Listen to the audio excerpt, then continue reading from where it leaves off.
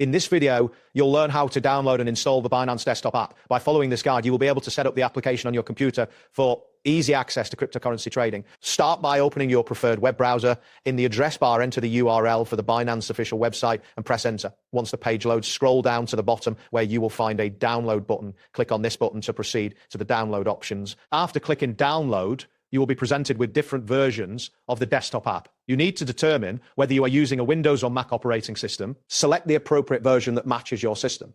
Once selected, the installer file will begin downloading. Keep in mind that the download time may vary based on the speed and the size of the file. Once the download is complete, locate the installer file in your downloads folder.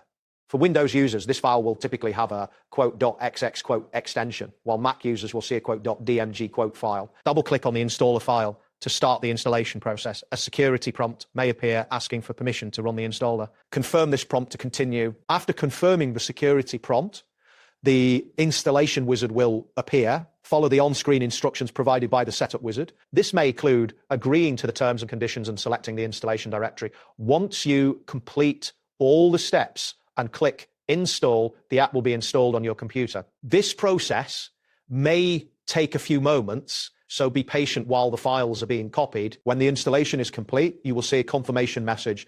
At this point, you can choose to launch the Binance app immediately by clicking finish. Alternatively, you can find the app icon on your desktop or in your applications folder.